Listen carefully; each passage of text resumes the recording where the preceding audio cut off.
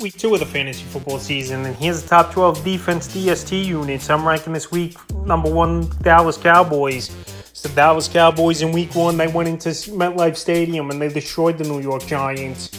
Punt, block, kick, touchdown in that ball game. Pick 6 touchdown in that ball game.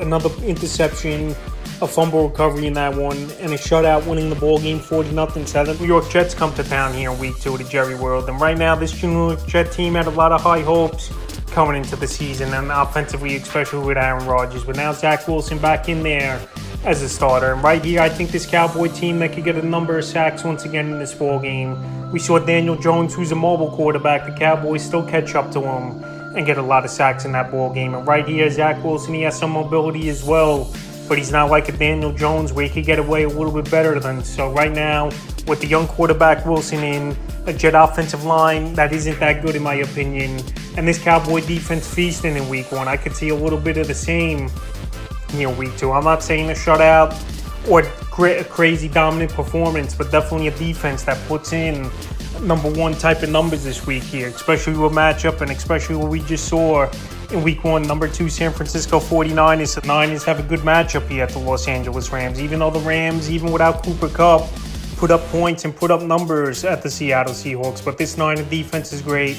Nick Bosa, obviously, he signed a couple days before the season, the big extension, and he's back in the lineup. And this could be a ball game where San Francisco, the formula is easy. They get off to an early start, up 10, 14 points, and then the defense gets the tee off and makes an offense one-dimensional. And I think that happens once again here at the Los Angeles Rams. With Matthew Stafford, he don't have that much help on the offense, even though we saw guys break out like Tutu Atwell in that ball game and Nakua. But anyway, this Niner defense, one of the best in the league, if not the best. And right here in week 2 with a good matchup and a weak offensive line over there in Los Angeles, I think they have a good ball game once again. Number 3, the Buffalo Bills.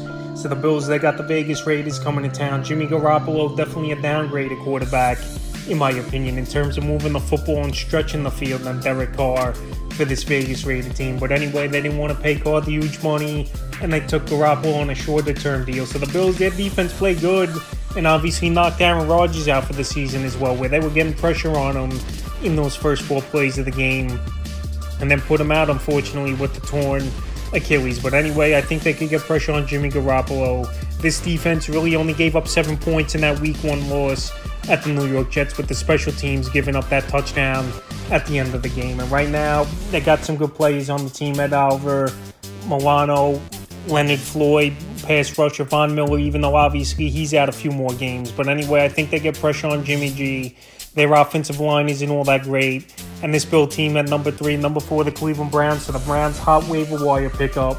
They were this week off the wire. And this week they got a good matchup with the Pittsburgh Steelers, where their run game has been non-existent pretty much for the last season. Deontay Johnson, he's out a few weeks now with the hamstring injury. And we just saw them just shut down Joe Burrow and a high-powered offense over there at the Cincinnati Bengals, with T. Higgins and Jamar Chase doing nothing pretty much, especially Higgins. No catches recorded in that ball game. So right now, Myles Garrett, he's going to get after Kenny Pickett in this one, I believe.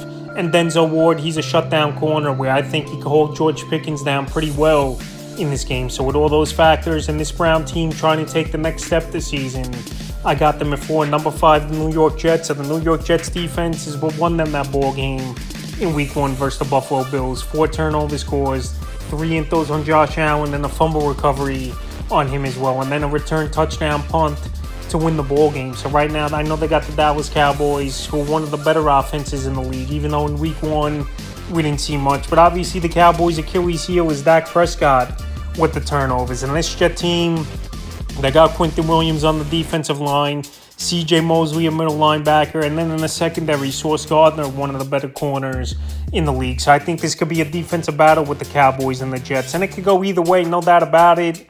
But the Jets here last week put on a monster performance, obviously, with the 4 turnovers, the punt return touchdown, and a few sacks. And this week, I'm not saying they're going to put up as big numbers, but this week I definitely could see them get double-digit fantasy points. And I got them at 5-6, the Denver Broncos versus the Washington Commanders. So the Commanders' offense, they look pretty horrible, in my opinion, in week 1 versus a pretty weak Arizona Cardinal defense. But the Cardinals, they got to Sam Howell a few times, sacking him. and that caused a few turnovers as well. So this Bronco defense, they only gave up 17 points to the Raiders. I know they only had a sack and didn't do anything else in that ball game, but right here, the Commanders coming to town. I think they could get pressure on Howell in this one. Washington, they don't have that great of an offensive line, and their weapons are decent, but nothing over the top. I know they got Terry McLaurin, Gibson, and Robinson in the backfield, and Jahan Dotson, but I think this Denver defense could make some plays in this ball game defensively, especially with shutdown corner Patrick Surtain, who's going to be on McLaurin in this game, and that could get pressure on Howell in this home game. And you know they don't want to fall to 0-2, so I think Denver turns it around and has a good ball game this week. Number 7, the New York Giants. I know the Giants week 1 got the doors blown off. They couldn't do anything right in that ball game. It's a game where you just throw out the tape, but right here, good matchup on paper. Indoor game where they don't got to deal with the weather elements and a lot of rain like they did in week 1. In Arizona, they're going to be one of the worst teams in the league, and this offense really doesn't have much on it, obviously. Joshua Dobbs, your quarterback. James Conner, decent running back in the backfield. And Hollywood Brown, their number 1 wide receiver, with Hurts at tight end. But that's not saying much, and I think this giant pass rush could get pressure on Joshua Dobbs in this ball game. And like I said, they want to get that bad taste out of their mouth after getting embarrassed on national TV Sunday Night Football opening game 40-0. So right now, I think they bounce back in this game as the Giants. I think they make a few plays on defense. I'm not saying they're going to have a monster game, but as a streaming option this week, I think they have a top 7 performance. Number 8, the Philadelphia Eagles. So the Eagles have the Minnesota Vikings coming to town here on Thursday Night Football. And you know, Kirk Cousins in primetime ball games, he just doesn't get the job done. And this Minnesota O-line is an issue as well, where we know this Philadelphia Eagle defense is one of the better defenses in the league in creating turnovers and finding the end zone and getting pressure on a quarterback. And we saw it in week 1. They had a pick 6, the New England Patriots. So right now, I think they're going to get pressure on Kirk Cousins in this one. Alexander Madison, I don't think he's going to find a lot of running lanes. And the key is for them to limit Justin Jefferson.